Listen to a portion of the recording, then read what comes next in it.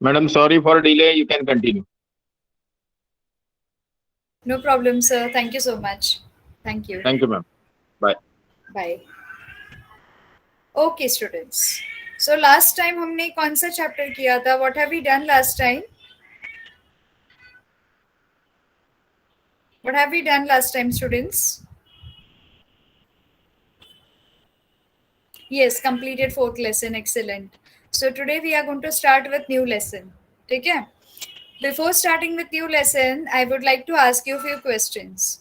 अब जब भी हम हीट की बात करते हैं या टेम्परेचर की बात करते हैं, जैसे कि अभी मौसम outside if you can observe, कभी एकदम से ठंडा हो जाता है एंड कभी हमें एकदम से गर्म लगने लगता है. सो temperature is fluctuating, correct? Yes और नो? टेम्परेचर इज फ्लक्चुएटिंग, ठीक है. क्या हम बोल सकते हैं कि हीट इज फ्लक्चुएटिंग या हम बोलेंगे टेम्परेचर इज फ्लक्चुएटिंग? क्या फ्लक्चुएट हो रहा है बाहर? हीट टेम्परेचर फ्लक्चुएट हो रहा है. Very good. Maitreya has also mentioned. Okay, हम नहीं बोल सकते ना हीट फ्लक्चुएट हो रही है. We can not, can we say heat fluctuate हो रही है? हीट कम ज्यादा हो रही है? No. Okay, so what do you mean? What is the difference between heat and temperature according to you? Anybody? Heat कभी बोलते हैं हम, या हीट को किस किस चीज को हीट के साथ नापते तोलते हैं?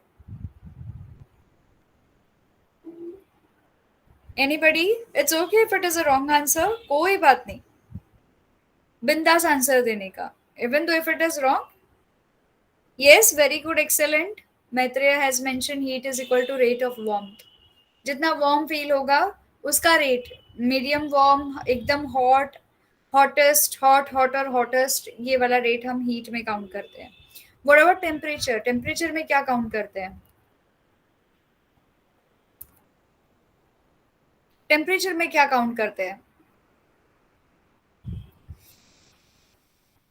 Yes, anyone? Heat. Okay, Neetu has mention heat. सिर्फ हीट टेम्परेचर में काउंट कर. Cold, very good Neetu. Heat, cold, hotness और कोल्डनेस ऑफ द बॉडी हम टेम्परेचर में काउंट करते हैं. जैसे कि अभी आगे दिवाली के बाद स्टार्ट होगा हिवाड़ा, ठीक है? हिवाड़ा मतलब आपके ठंडी का सीजन स्टार्ट होगा, सर्दियां स्टार्ट हो जाएगी, तो हम तभी टेम्परेचर काउंट करेंगे मिनिमम में, राइट? और जैसे समर आएगा आपका मैक्सिमम टेम्परेचर पहुंच जाएगा, correct? So this is the difference between heat and temperature. Temperature is any change in the condition जहाँ पे hotness और coldness भी count होता है, और heat क्या होती है? वो rate of warmth, जैसे मैत्रेय ने बताया कि rate of warmth of the body हम heat में count करते हैं, कितना hot है, hotter है, hottest है, ये count करते हैं, ठीक है? So students, with this we are starting a new chapter that is called as heat. Okay, can you all see my screen, everybody? We are starting with a new chapter. This is a heat. अब इस chapter में students हम क्या क्या देखने वाले हैं?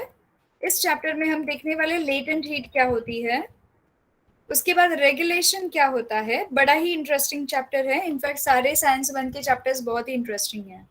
अनॉमलस behaviour of water क्या होता है, ड्यू पॉइंट एंड ह्यूमिडिटी क्या होता है, स्पेसिफिक हीट कैपेसिटी क्या होता है.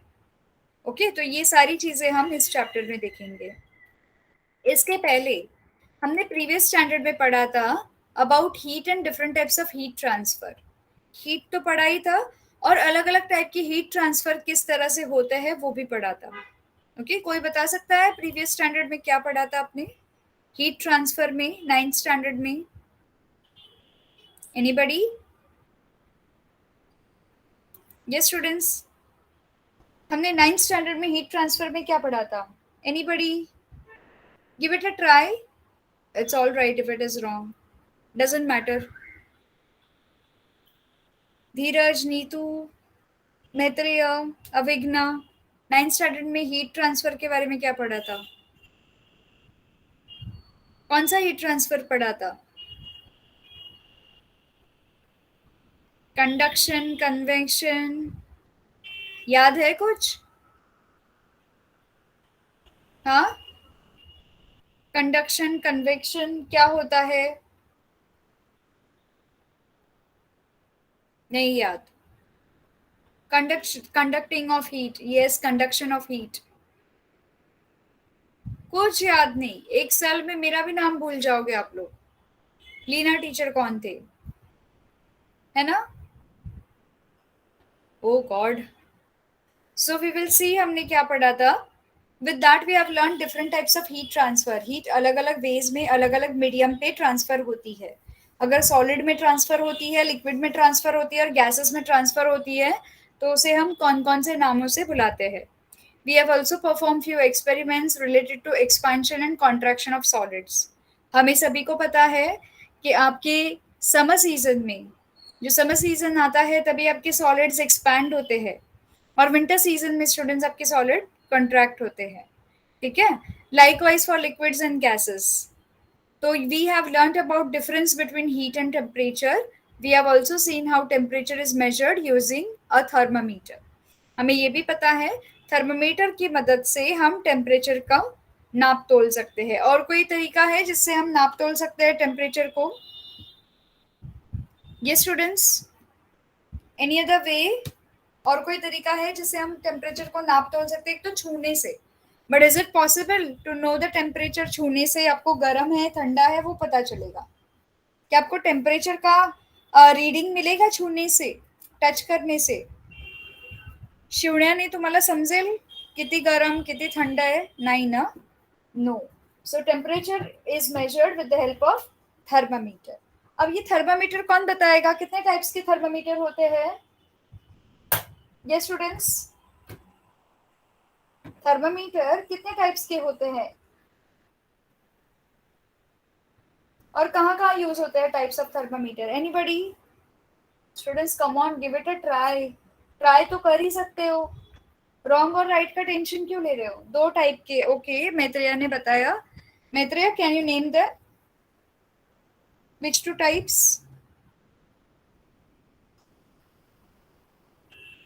Yes students, you can help him. जरूरी नहीं है सारे आंसर्स मैत्रेया और नीतू ही देंगे. कौन से दो टाइप के थर्मामीटर होते हैं स्टूडेंट्स?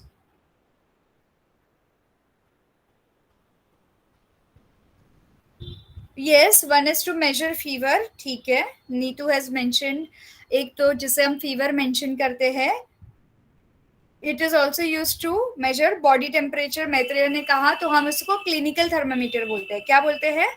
Clinical thermometer. जब भी आपके फीवर बॉडी टेम्परेचर जब मेजर करते हैं तो वो होता है आपका क्लिनिकल थर्मामीटर. दूसरा थर्मामीटर कौन सा है? ये वाला थर्मामीटर से हम अपना बॉडी टेम्परेचर मेजर कर सकते हैं. ये वाले थर्मामीटर से. Yes, very good. Second use for measuring temperature of climate. Okay, हम climate तो नहीं बोलेंगे बट हम environment बोलेंगे या atmospheric temperature बोलेंगे. ठीक है? Climate goes on longer term. Like climate किसको बोलते हैं? जब कोई प्लेस की टेम्परेचर या वेदर कंडीशन सालों से बदली नहीं हो तो हम बोलते हैं climate of that place. Yes yes, weather. ठीक है, तो उसे हम बोलते हैं एटमॉस्फेरिक थर्मामीटर. ओके, जो कि ये होता है.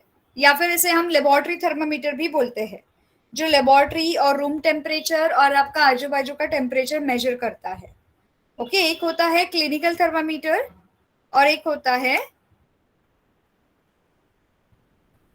क्लिनिकल थर्मामीटर जो बॉडी टेम्परेचर मेजर करता है. ओके, और दूसरा होता है एटमॉस्फेरिक थर्मामीटर. ओके, या फिर लेबोरेटरी थर्मामीटर. ये क्या करते हैं? आजू बाजू के एरिया का टेम्परेचर मेजर करते हैं. और अगर आपने सुना होगा एक और थर्मामीटर होता है, ये कोल्ड मेजर भी होता है उससे. वेरी गुड नीतू, उससे कोल्ड मेजर भी होता है. और दूसरा एक और थर्मामीटर होता है मिनिमम और मैक्सिमम. क्या आप लोगों ने न्यूज में देखा है जब भी वो टेम्परेचर के बारे में पढ़ते हैं, वेदर कंडीशन के बारे में पढ़ते हैं, आज तापमान मिनिमम इतना रहेगा, आज तापमान मिनिमम मैक्सिमम इतना रहेगा, अंश संख्या मध्ये ऐसे कुछ बोलते हैं ना मराठी में, बातम्या में बताते हैं. ओके, वैसे न्यूज में भी बताते हैं.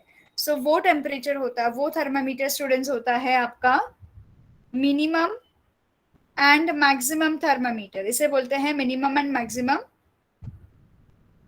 थर्मामीटर.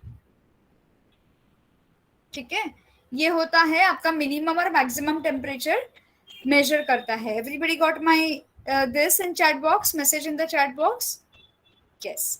सो ये सारे अलग अलग थर्मामीटर्स रहते हैं, बट हम नॉर्मली 2 थर्मामीटर्स पे डिपेंड होते हैं. एक तो बॉडी टेम्परेचर मेजर करने के लिए, फीवर मेजर करने के लिए, एक तो एटमॉस्फेरिक टेम्परेचर मेजर करने के लिए, जिसे लेबोरेटरी थर्मामीटर कहते हैं. ठीक है. Now we have learnt about difference between heat and temperature, and we have also seen how temperature is measured using thermometer. Concepts like latent heat of phase transformation, anomalous behavior of water, dew point, humidity, specific heat capacity, etc. are related to certain phenomena experienced by us in day-to-day life. Let us learn more about these concepts. मतलब जैसे कि latent heat होती है, phase of transformation. Okay. Anomalous behaviour of water, इसके बारे में भी हम पढ़ेंगे चैप्टर में. लेटेंट हीट के बारे में भी पढ़ेंगे. एनॉमलस एक्सपेंशन क्या होता है, या एनॉमलस बिहेवियर. एनॉमलस मतलब है अजीब बिहेवियर. ठीक है. Due point, humidity, specific heat capacity, ये सारी चीजें भी हम हमारे डे टू डे लाइफ में थर्मामीटर के या फिर हीट के फेज के ट्रांसफॉर्मेशन से पढ़ेंगे. ठीक है. सबसे पहला एक एग्जांपल लेते हैं लेटेंट हीट से रिलेटेड. सो हमें क्या करना है, हमें कुछ आइस के टुकड़े लेने हैं, उसको ग्लास बीकर में डालना है मस्त से इस तरह से. ठीक है. अब इसके अंदर हमें थर्मामीटर का जो बल्ब है इसे इंसर्ट करना है, जिसका बल्ब जो है आइस से टच होना चाहिए, और हमें इसका टेम्परेचर मेजर कर लेना है. ठीक है. Put the beaker on a stand and heat the ice using burner.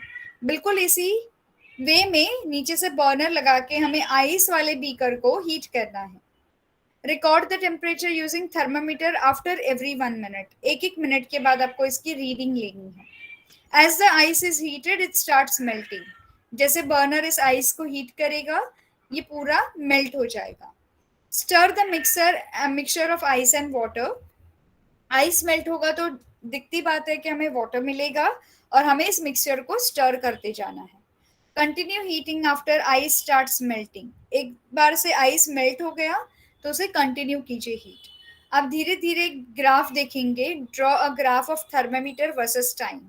तब ग्राफ ऑफ थर्मामीटर यहाँ पे वर्सेस टाइम, तो ये यहाँ पे थर्मामीटर का आएगा वाई एक्सिस पे, और एक्सिस पे आपका एक्स एक्सिस पे टाइम आएगा. ठीक है. तो यहाँ पे जैसे कि एक मिनट होगा, एक के बाद 2 मिनट, फिर 3 मिनट, फिर 4 मिनट, फिर 5 मिनट. टाइम इन मिनट्स रहेगा. ठीक है.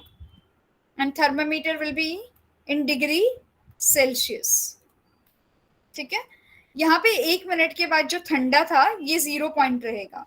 ये आपकी वाई एक्सिस रहेगी स्टूडेंट्स, और ये आपकी एक्स एक्सिस रहेगी. ठीक है. ये सारे नाम आपको मेंशन करने हैं. एरो देना है दोनों कोने में. बिल्कुल ही यहाँ से स्टूडेंट्स आप नोटिस करोगे हर 1 मिनट के बाद आपका टेम्परेचर स्टूडेंट्स बढ़ते जाएगा. जैसे एक हीट रहेगी इस तरह से स्टूडेंट्स आपका टेम्परेचर जो हर 1 मिनट के बाद बढ़ते जाएगा. सबसे पहले जब आपने थर्मामीटर को छुआ था आइस को तो 0 डिग्री था. उसके बाद आपका थर्मामीटर जैसे हीट हो गया वैसे मेल्ट होते गया. Am I correct?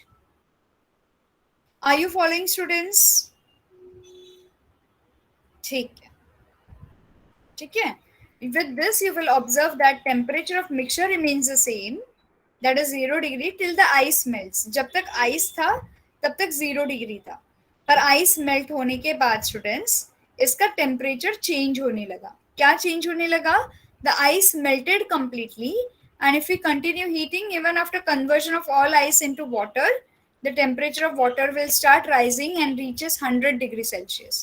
तो अगर हमने आइस क्यूब मेल्ट होने के बाद भी इसे हीट किया होता तो इसका टेम्परेचर जो है 100 डिग्री सेल्सियस पे पहुंचता. जब आइस था तभी 0 डिग्री था, और अगर इसे हम बॉइलिंग पॉइंट तक हीट करते तो 100 डिग्री सेल्सियस पे पहुंच जाता.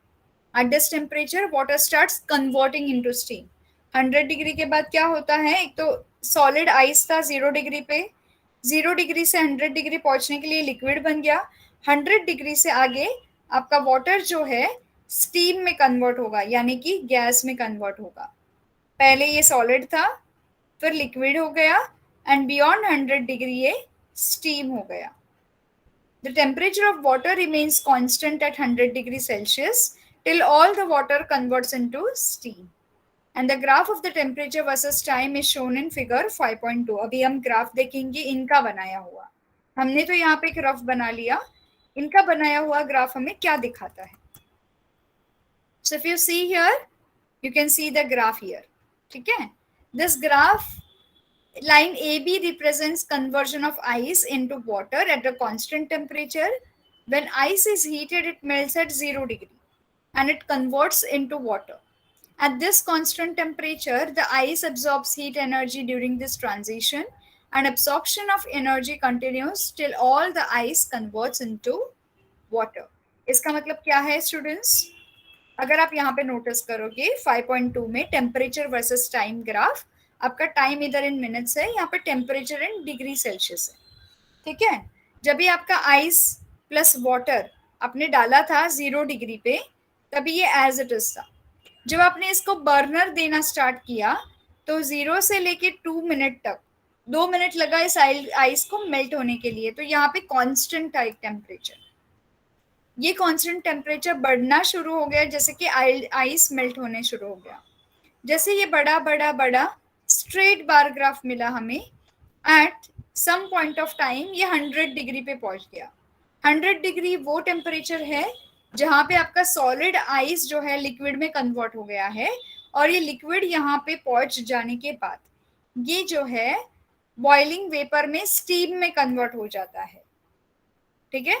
100 डिग्री के बियॉन्ड आपका बॉइलिंग वाटर प्लस वेपर बनने लगता है.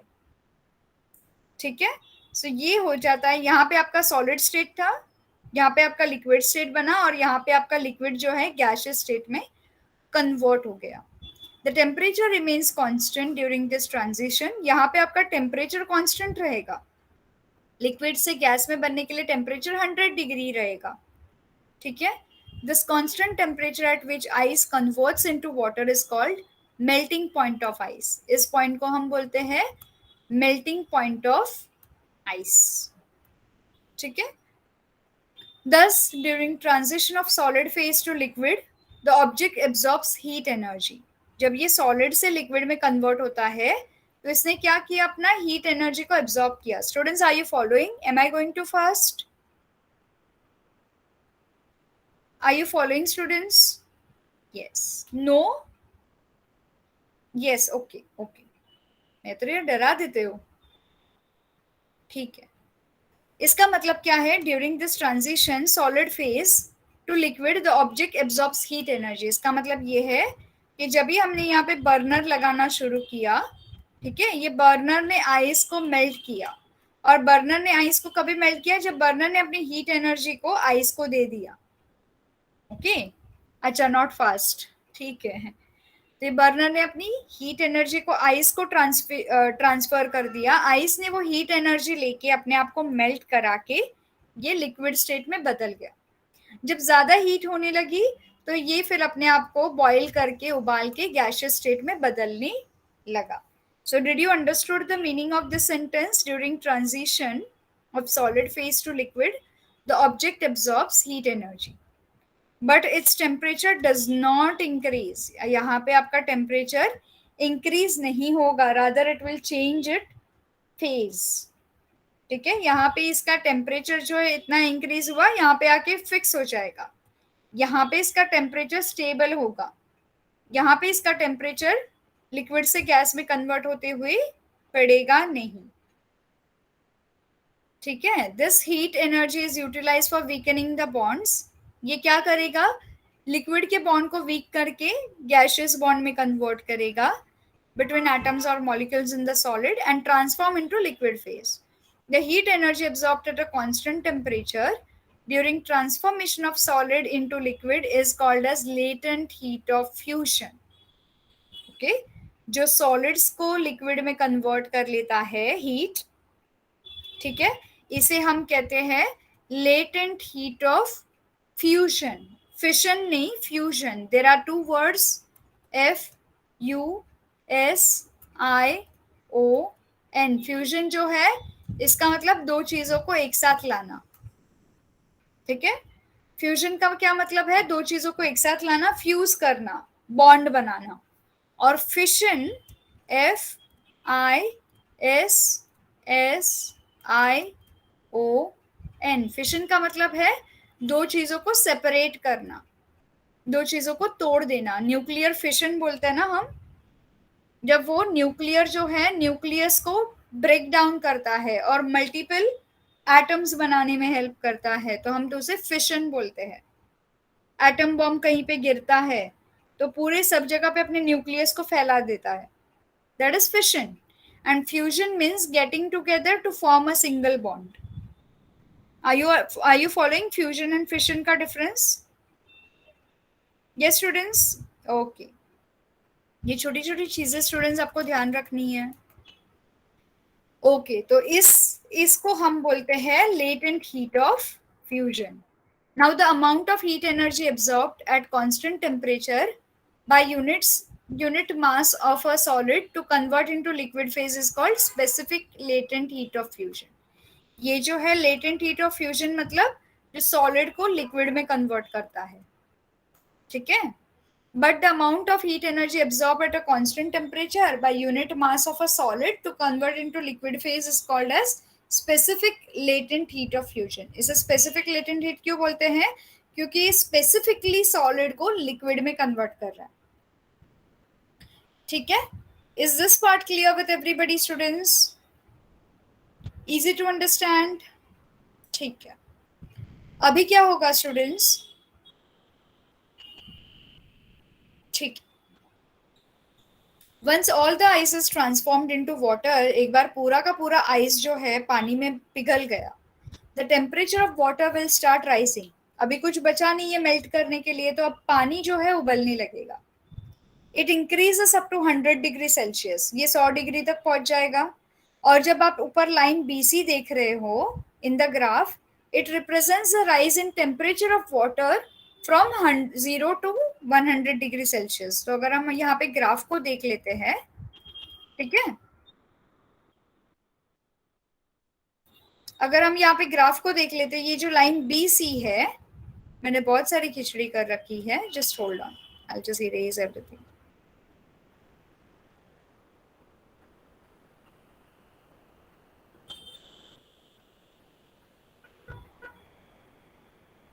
ठीक है, all right.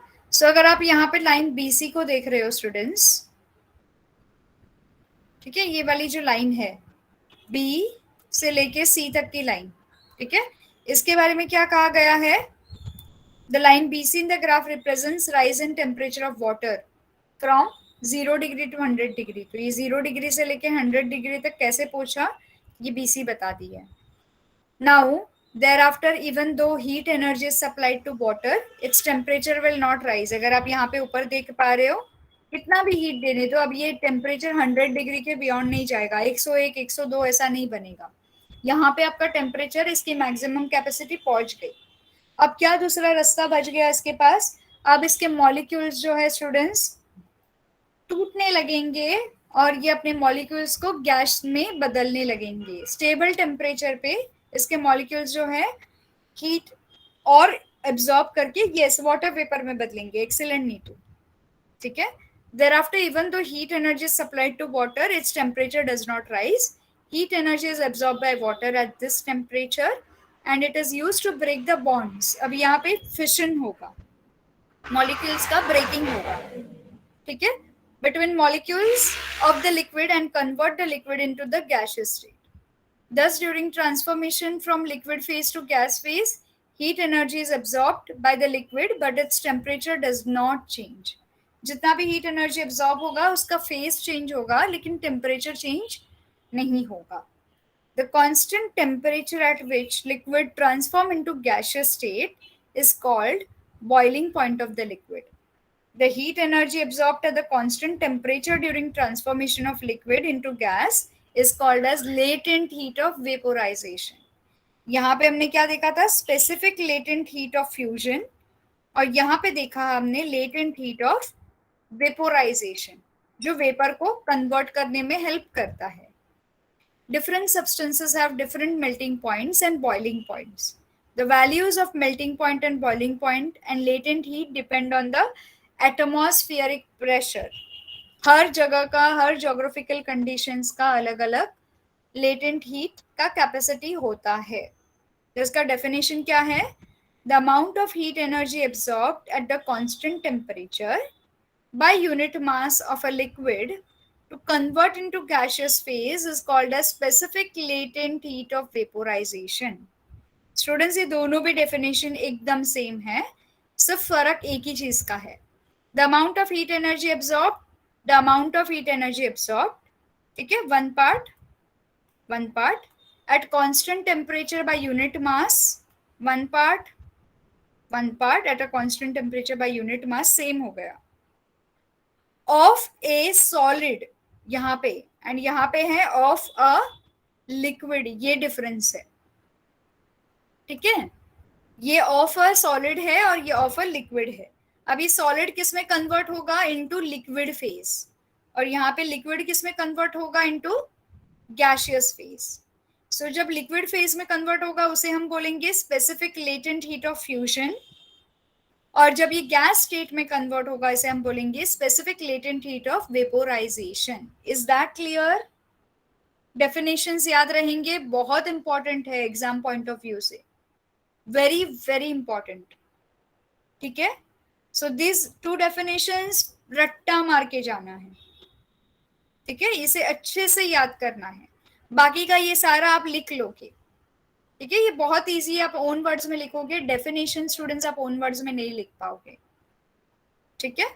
So specific latent heat of fusion is with respect to solid when it converts into liquid, and specific latent heat of vaporization is with respect to liquid when it converts into gas. Easy to remember students?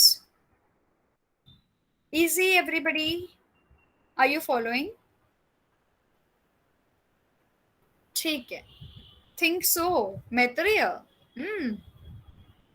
इतने अच्छे से explain करने के बाद think so। आप लोगों के ना कैमरास ऑन रखने चाहिए, पता है, तो पता चलेगा ये कैमरा के पीछे हो क्या रहा है। चलो, coming back here. Now here we have substance. All right. Now here we have substance. यहाँ पे इसका melting point है, यहाँ पे इसका boiling point है, ठीक है। So we have water और ice. इसका melting point is 0 degrees. इसका boiling point is 100 degrees. Specific latent heat of fusion kilojoules per kilogram and calories per grams. ठीक है, ये फ्यूजन का ज्यादा से ज्यादा 333 होगा और कम से कम 80 होगा। लाइकवाइज ये फ्यूजन का था और ये वेपोराइजेशन का था, ज्यादा से ज्यादा 2256, कम से कम 540।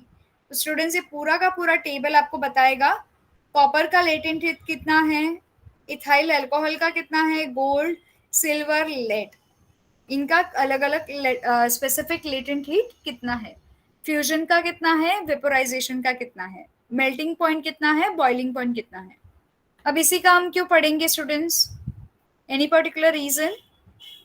यही सब्सटेंस का क्यों पढ़ेंगे? बिकॉज ये सब्सटेंस हम ज्यादा से ज्यादा केमिकल रिएक्शंस में यूज करेंगे। हीट वाले रिएक्शन में आपके ज्यादा से ज्यादा ये सब्सटेंस यूज होंगे, ठीक है। तो इनकी वैल्यूज हमें पता होना बहुत ही जरूरी है। Okay students, will stop here for today. Yes Neetu, what you want me to do बच्चा?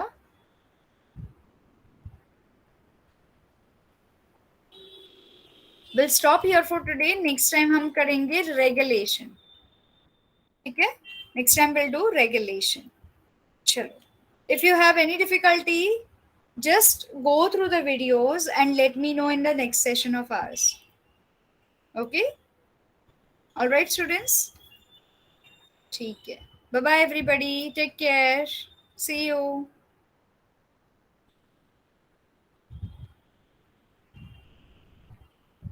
Thank you so much. Bye.